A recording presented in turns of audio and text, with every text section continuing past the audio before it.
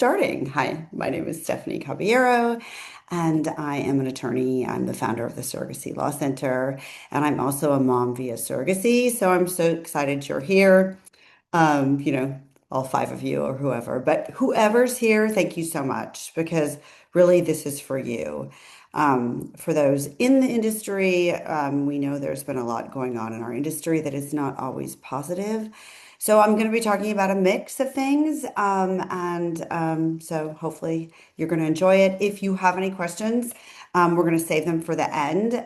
So if you do, great. If you don't, great. That's fine. It's all up to you.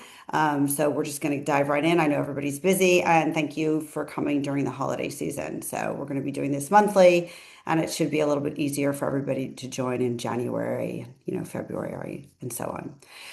So the biggie is the birthright citizenship case. Just to give you a little bit background, one of the first things that Trump did when he became president was issue a bunch of executive orders, and he issued one on birthright citizenship. Which I was like, oh my gosh, of course he's not going to do this because you cannot change our Constitution with a few paragraphs, a piece of paper, and a signature. So of course it got immediately appealed. Yes, of course, Trump thinks he can. So it got immediately appealed and appealed and appealed, and it really never went into effect in the United States. Every time I go overseas, I'm definitely asked this question, where is it at? Where is it at? And I'm like, it's barred. It's not going forward. So the Supreme Court, this past year, heard a case on it. It was on, not on the merits of the case. That's what we attorneys call. It's like the merits. It was a procedural issue, meaning can federal judges bar something that the president wants, does, says, writes in the whole entire United States, because the whole entire United States did not sue. There were only 22 states that sued, not all the states, not all the territories. And the Supreme Court ruled this year, yes, that no, judges cannot make rulings that blanket the whole entire United States. So again, we thought, oh, well, the executive order is only going to go into effect for those 22 states.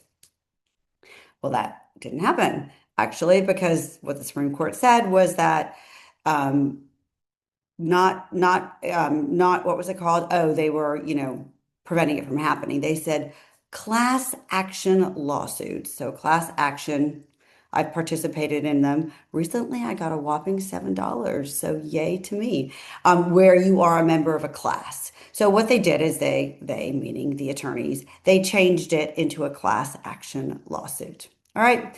So same thing, I tell you, the money involved in all this with the courts and the filing and the system, and the time and the effort, but this is what they did. Thank God they did this. So of course, again, all the judges ruled that it was unconstitutional. So I kept waiting for Trump to appeal because as we all know, Trump does not like to lose. And he waited a long time. They waited a very long time to appeal, but they finally appealed because when the Supreme Court heard the procedural case on can we have an injunction? They wanted the merits. Gorsuch said it, Amy Coney Barrett, we want everybody, almost every judge said, we want the merits of the case. Bring this case. They basically made Trump's Justice Department promise. So it took them a couple months. They finally appealed. So we're going to be hearing the case. As we all know, the Supreme Court is very favorable to Trump. So I don't know how they're going to rule. I've been asked on it. There was an analysis on it, lots of analysis, but I'm kind of hopeful because I read about how one of these analysts said that he really thinks that the Supreme Court is going to rule against Trump, that that's why they really wanted the merits of the case. Now, they could have rejected it because, of course, all these issues have been litigated. There was an 1886 case, all of them out of California, where I am located, interestingly enough.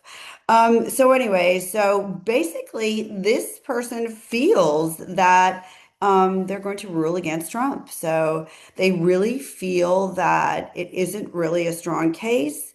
And so we're just going to have to wait and see. I mean, for you who are overseas, and we all know that getting a birth certificate and getting a passport allows our couples to leave the country within a couple weeks.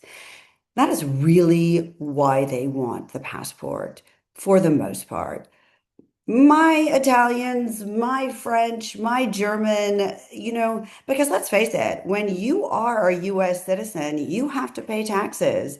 So if you are German and you have a US child, that child has to pay taxes. So you're like, I don't want to pay taxes in the US. I'm a US citizen, but I grew up in Germany, I grew up in France, I grew up in Portugal, but they get to leave the country in 2 weeks, right? So that is essentially why it's so valuable for my clients who are overseas who are doing surrogacy, right? So I really and truly, if it comes to pass, birthright citizenship, it goes away. I have to tell you, we are going to get you home because, as you all know, especially under this current administration, we don't want you here. I want you here. I love when my clients come. I love when you come here, spend time with me. And the US should like when you come here because you spend money here. But right. So there will be a mechanism to get you home. Australia has already, said we'll get you home. The UK has already said we'll get you home. I'm talking to some immigration attorney in Canada. So we will get you home. The State Department will have a mechanism to get you out. So if it comes to pass and birthright citizenship goes away, like I said, we're going to get you home. So that's where we stand there, and I'll keep you posted. I'm watching it. The Supreme Court, is going to hear the case early in 2026, and it will probably be one of the last cases that they rule on. I'll talk about it after they hear oral arguments, because usually there's little signs as to how they're going to rule. Sometimes there's not, but usually there is. So I'll keep you updated as always on that. Now for some good news, a little bit. The Supreme Court actually declined to hear a case trying to overthrow gay marriage. Yes, we have gay marriage for all in the United States still. It was ruled in 2015, and I was so thrilled and so happy. I don't know how everybody feels about same sex. I'm like my kids. Love is love. My mother taught me that. She was ahead of her time, actually, for that. So that's how I feel about it. And really and truly, no matter what your opinion is, it really is about the children. The children need security. The children need to grow up knowing that their parents and their way of life is protected and they are secure financially, emotionally, physically. It's always about the children, right? So I'm so glad that it was denied. Interesting, the woman who brought it was Kim Davis. She became infamous because when gay marriage was provided for all in the United States, the Supreme Court ruled in 2015. She famously was a county clerk in Kentucky, and she was denying marriage certificates for same-sex couples. So, she tried, but she lost again and again and again. So, yay, good news on that front. Now, going off to a different country, sort of ish. We have worked in my office with many Brazilians. Love Brazil. And I have somebody in my office who is Brazilian. She's an attorney in Brazil. She's licensed in California. And of course, she speaks Portuguese, Tatiana Walton. And so recently we had a case, and so we have since found out that if you have Brazilian IPs, now I know this is very specific, but again, something to keep in mind. And they work with a surrogate who is not a US citizen, but she is a permanent resident, right? So she's legally here forever, yeah, right? She's legally allowed to be in the United States. You've got a citizen and you've got a permanent resident. I know, I think most countries have that. I know Mexico does. Actually, if your children are born in Mexico, you, as the parents, get to become a permanent resident. How fabulous is that? Anyways, back to Brazilians. So their children actually, because they didn't work with a surrogate who was a US citizen, they cannot automatically get citizenship for their children, Brazilian citizenship. Their children were born, this while we have birthright citizenship. So it's Brazilian citizenship, which is not automatically given to them via their parents. They actually have to go through a legal process now. I don't understand why. I don't understand the technicalities of it. I'm not a Brazilian attorney. I think this is something procedural. So just keep that in mind. I know it's very small, mostly people don't have a lot of Brazilians. I have more French clients than Brazilian clients, US, clients from all over the world, German clients, Dutch clients. But if you have Brazilian clients and you are a US attorney, please keep in mind that the surrogate needs to be a U.S. citizen and not a permanent resident for them to obtain automatic Brazilian citizenship. So we were as stunned as our clients, and they're going to be working through that process. So just keep that in mind. Um, Recently, the New York Times, as well as the Wall Street Journal, have been doing a whole series of articles on surrogacy. So we are keeping tabs of these. We're trying to get some good news stories into the news because really and truly, mostly, it's good news. I mean, we help create babies, but there was this case of this woman who has had 13 children. And she so desperately wanted more children that she actually created a fraud. She forged her husband's signature. He has since come on board and he's fighting for custody of the last set of children. She just didn't want to stop having children. She apparently is a very loving woman and somehow she didn't want to stop. She's in her 50s. I mean, he was retired. I'm thinking, oh, dear God in heaven, I don't want more children, but she did.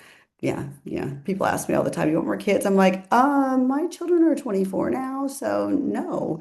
My children might want children, but I don't want children, but she did. So we're definitely taking a look in our office about how to prevent this from happening because she did forge her husband's signature. She's very good at forging her husband's signature. I mean, I've seen my husband's signature for years. Can I do a good facsimile of it? Yes. Would I do it on a legal document like that? No, right? So she just, I think, just got on the hamster wheel and didn't stop. I'm not a mental health professional, but anyways, so really and truly, we're taking steps to safeguard it. At the end of the day, the children that she have are well taken care of, and she's fighting for custody of the last two. We'll see if she gets them, but they definitely brought to mind things in our office and procedures and practices that we need to strengthen. And that's typically what happens. When a case comes up and we hear about it, we're like, well, what can we do to prevent that from happening? Right? So we're going to keep a watch on that, but hopefully we're going to get more good news stories in the press because, like I said, that's truly the people in the industry. That is what we do. We help children and we help people have children and we help create families. So at the end of the day, but now we have something that's not so good again.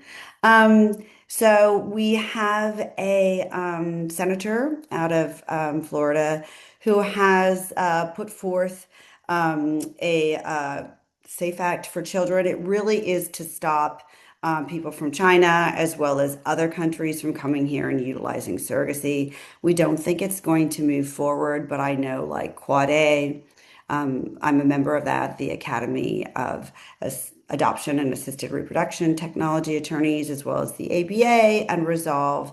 They are definitely looking at this and following this to see if it's going to come through. It was, I said, from China as well as a few other countries. I know I had a lot of intended parents from China, and I know there's been some articles about the Chinese. I don't have as many Chinese as I did before, honestly. Um, I think because obviously it's more difficult to come to the United States. As we all know, the United States and China are not getting along. We're not really playing really nice in the sandbox, is what I like to say. And I know it's really difficult to get money in and out of China, and then it's difficult to get money back because, when you hold money in trust at the end of the surrogacy, the end of the egg donation, whatever is left over goes back, right? Or they have to wire money here. So it's very difficult to get the money in and out of China. And then also their economy in some ways is not doing as well as it did before. I know that they have a really high unemployment rate, especially for young people, which is so hard when you're young, right? That's a whole other topic. I have 24-year-old children, and so, right, but that's a whole other webinar, right? So anyways, we're going to be watching this to see if it gets any traction. It was one senator out of the state of Florida. So like I said, we're going to be watching that.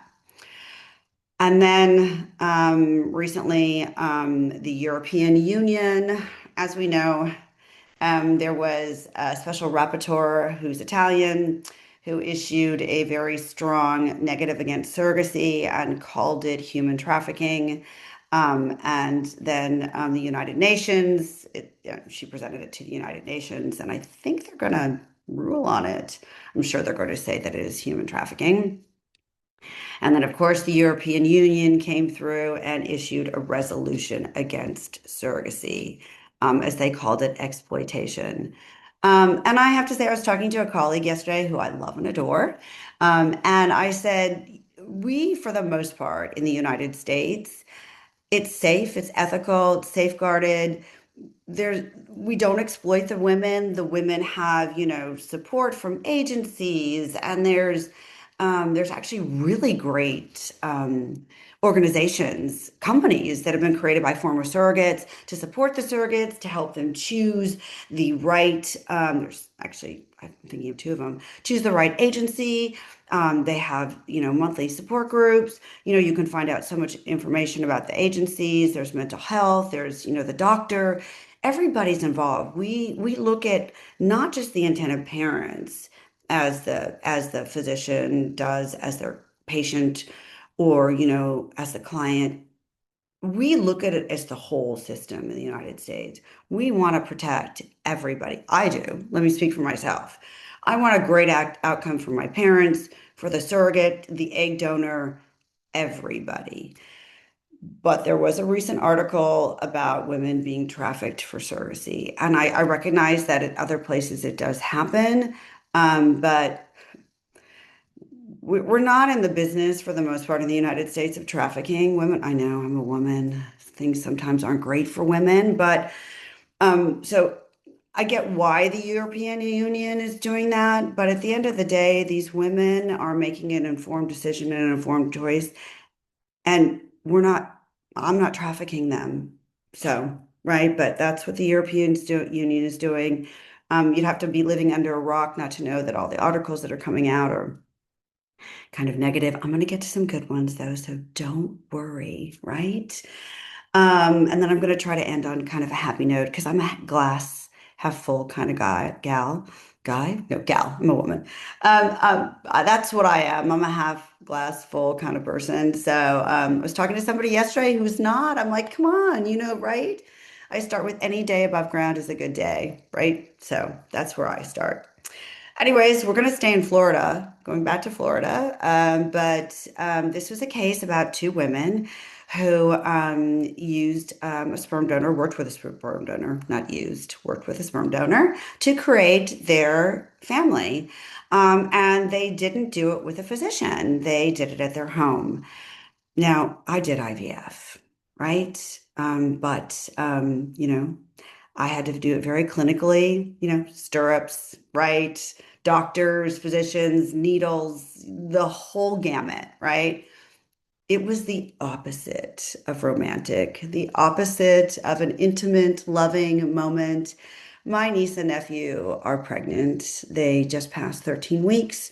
She had a series of miscarriages. She never, ever, ever thought she was going to get pregnant. We are thrilled for them. OMG. But she knew the second she got pregnant. She looked at her husband and she was like, okay, you just got me pregnant. And he's like, what? Right? I mean, great story. Great story for the kids. They're going to be like, ew, mom. Right? But I get it for these women. They wanted an intimate moment. That's my point. They didn't want the sterilization. They didn't want the sterilization of this whole like doctor's office that I had. I get it. I had no choice, right? They had a choice. But the law says a sperm donor is not a sperm donor in Florida unless you go through a licensed physician. And they did not. So the sperm donor is the one that is petitioning for parental rights. And honestly, he'll probably get it. The women are on the birth certificate, they are married, but at the end of the day, the law stated that he has parental rights. He's a dad.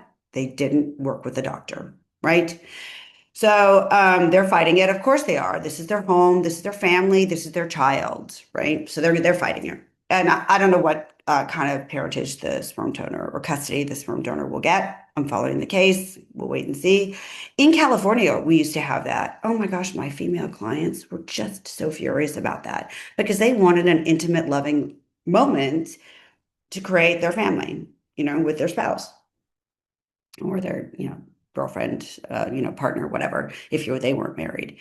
And so we changed that not me, I didn't do it. The organization up in CLR, I think, National Center for Lesbian Rights. Oh my gosh, fantastic group. They've actually helped heterosexuals, right, with the laws too. So just don't think that they're just for the lesbians and the gays. They're not. They're there for equal protection for all.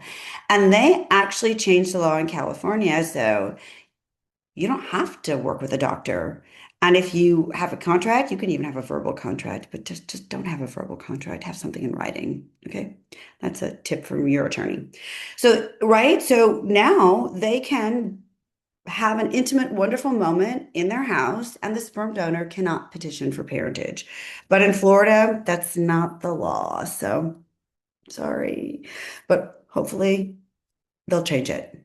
Go Florida. Go change that, right? And now we're going to flip to Texas. Unfortunately, I'm licensed in Texas. I love Texas. I love filing in Texas. The court system is great. I love working with Texas surrogates.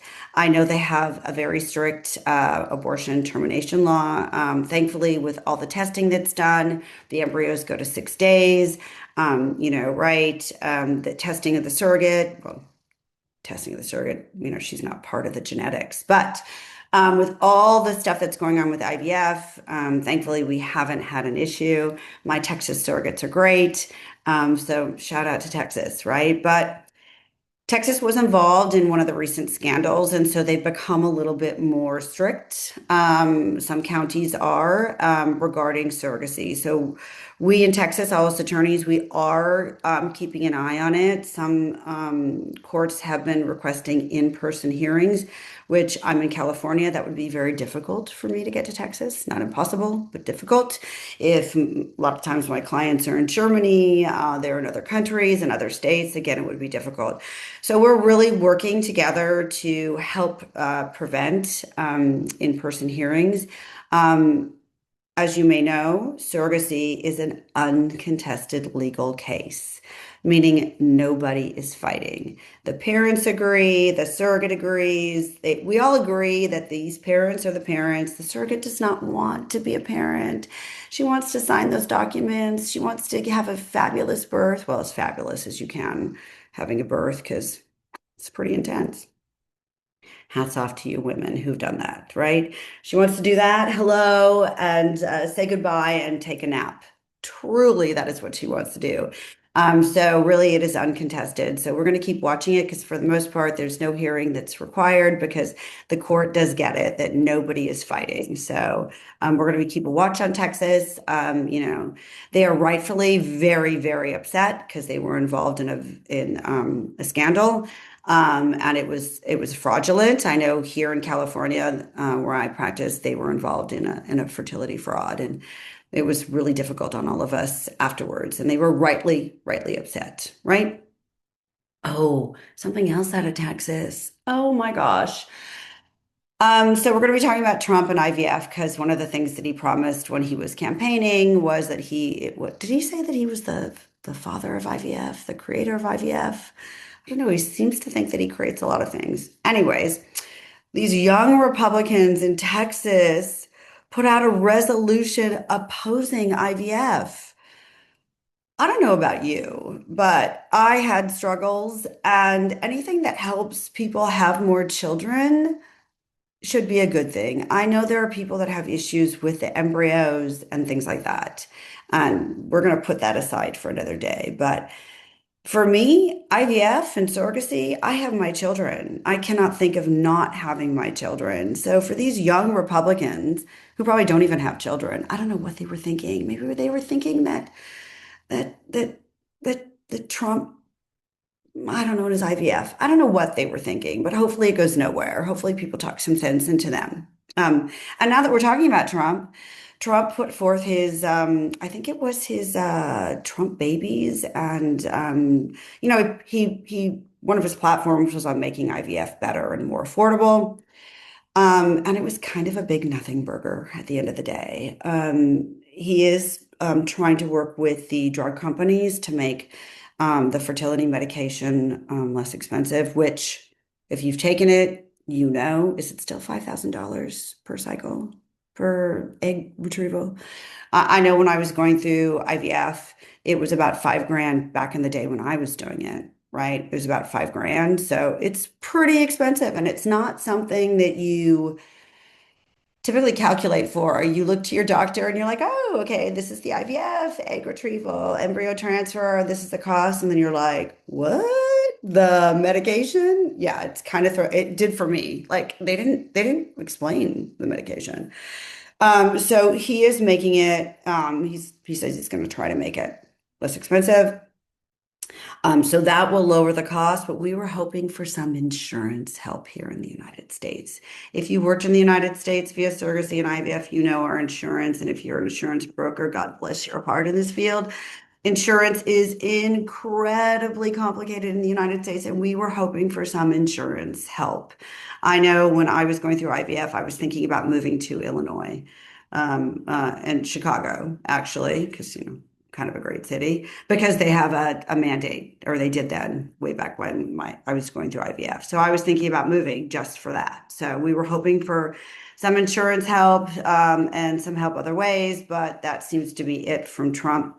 As you know, if you follow the US, we've got other things going on. But that's where we stand right now as of today with Trump and his IVF. And some other little bit of good news, the World Health Organization issued its first framework on infertility care. I'll be honest, I haven't read it yet. It's very long. Maybe I'll stick it into ChatGPT and give me a summary, and maybe one of these days I will read the whole thing, but I have looked at it a little bit. And I do like what they say about how infertility, and this is true, I do think it is one of the most overlooked public health challenges. I mean, I know when I was going through IVF and infertility, people weren't really talking about it. And, younger people are getting together older. And when you're older, so you have more challenges. But they did say, and I really do appreciate this, the director of the WHO, World Health Organization. Every time I say WHO, I think of the old rock band. Sorry, or like Who. Horton, here's a Who. Yeah, I have to, whenever I see it, I'm like, who? And then, World Health Organization. So he said, millions face this journey alone, priced out of care, pushed toward cheaper but unproven treatments, or forced to choose between their hopes of having children and their financial security. WHO encourages governments to integrate the guideline into national strategies to help more people access care grounded in scientific evidence. So, no matter what that framework says, I'm just going to keep that in my heart, and I'm very happy that that was presented. Oh, and some other good news out of Australia, and I just want to say what happened. The shooting was just, I mean, last weekend, people was pretty rough all the way around. Between the shooting in Australia, the shooting at Brown University, the comedian and director Rob Reiner, and his wife being murdered allegedly by their son. And if you watched General Hospital, yeah, anyways, I won't talk about that. But it was a pretty rough weekend. Heart goes out to all those affected, truly.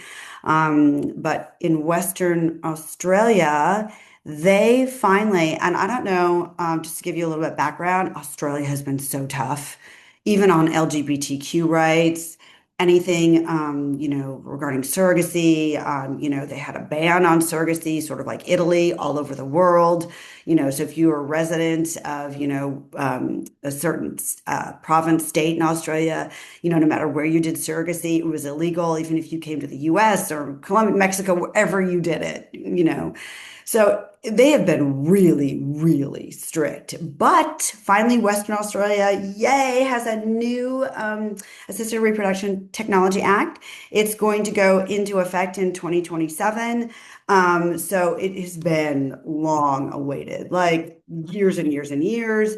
And it does cover LGBTQ. It protects the best interest of ART and surrogacy born children. Gosh, I'm so happy. It removes discrimination. It opens access to singles and couples.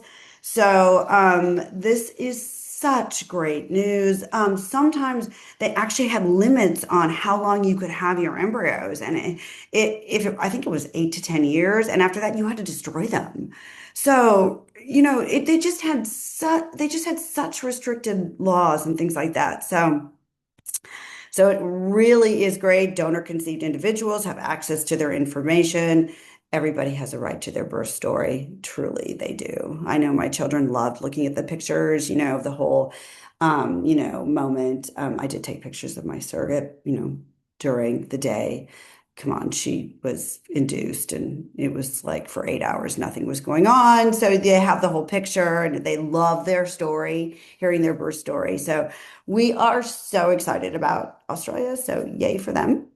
And then actually getting to some tech thing, AI, because oh my gosh, I don't know about you guys wherever you're at, but AI seems to be in the news every minute in the United States. But researchers at Columbia University actually had the first successful pregnancy using an AI guided method. Sometimes men don't have any sperm, and it's really difficult when you find that out, obviously. And to get sperm from men who don't have any has been so difficult. Even when I was going through infertility, that wasn't our case, but our doctors would talk about that. And I'm like, you have no idea. And I had clients, that they tried surgery, everything. And so this is really wonderful that they were able to recover it using AI guided whatever they do. I'm sorry, I'm not a doctor.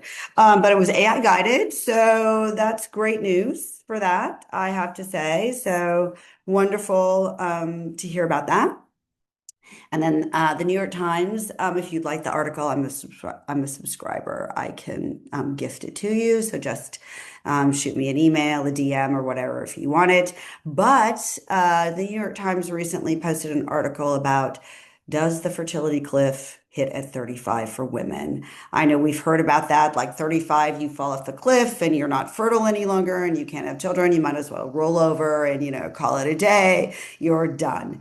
But they really have found out that that's not the case. And actually, doctors just determined that it was riskier for a woman to have a baby after 35 than it was before 35. So that's how the cliff came about. It's sort of like how we get, okay, we don't have maternity.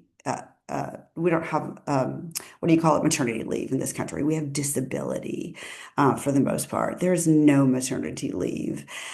So how they determined 6 weeks for after your baby's born and 8 weeks if you have a C-section, so 6 weeks vaginally, 8 weeks C-section, is because at 6 weeks is when your uterus goes back to normal.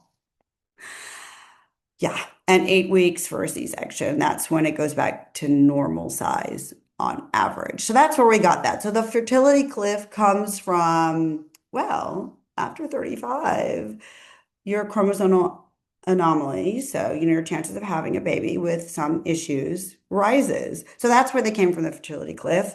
But some women, right, 35 is not such a hard and fast number. So that was good news. And that was something slightly positive coming out of some newspaper. Right. And then Poland, actually, they do not have same-sex marriage. I know they do have it in France, as well as other countries, Taiwan too, by the way. But they recently ruined. Oh my gosh, who can talk? They recently ruled that they have to recognize same-sex marriages that are lawfully entered into in another EU member state. Does that mean the US too? They just said EU member state, but we'll take a win, right? Wherever we get it. So that's good news for my clients. Interestingly enough, when I go overseas and I go to conferences, I have to say I have had a lot of men from Poland. So just get married somewhere else, and then your marriage will be recognized. So, because again, like I said, it's about the children, the safety and the protection of the children, right? At the end of the day, we want the children to be safe, don't we? And protected. And then I'm going to end with something that happened in our industry. It was an agency that recently folded. The agency had been in business for 15 years. And I just want to shout out to our community because there have been some, like I've said throughout this whole program, there have been some negative press, rightfully so in some cases, about how things weren't always done in the best way possible. And it was a very big agency, well, mid agency, not super big, but it had been around for 15 years and folded in one day. The employees didn't get paid. There's parents that put money with this agency because this agency held escrow. And so it's devastating. I had a couple of clients with them, and the agency came together and we are supporting them. They've gotten financial help. I am taking on cases pro bono, as are my colleagues. And we came together in less than a week. It's awful that that happened. I think for somebody to do this, especially a former surrogate who herself helped families, is disgusting.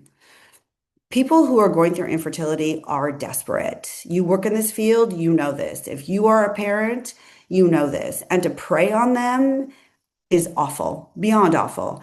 But hats off to our community for coming together, for saying, yes, I will support you. I will provide pro bono. I will do work for you for free to help you through this. So I just want to say a big thank you to the community, right? All right, so that's it. I'm done. No, you have questions. Wait, do we have questions? Somebody raised their hand. Oh, does anybody have a question? Um, oh, I think it was you. I don't know who raised your hand, but you have a question? Can you type it? If you can, that's great. If you have a question, if you don't, then let's see. I have to put my glasses on because yes, I'm blind, seriously, but I don't wear them during this because it's glary and then you can't see my eyes. Oh, we have a question. Okay, let me read it. Can a court order search be completed on potential intended parents to see how many past PBOs they have had? Great question. Um, Los Angeles does this. I don't know. And I don't think they can do this across the whole United States, which I think you probably want to know about because the recent articles have been about the Mark surrogacy case. That was a few months ago.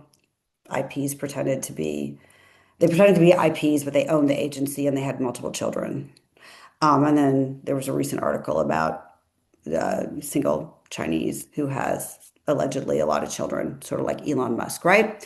So I know Los Angeles can search. I don't know how far. I think they can just search through either LA or other counties. We don't talk to each other, right?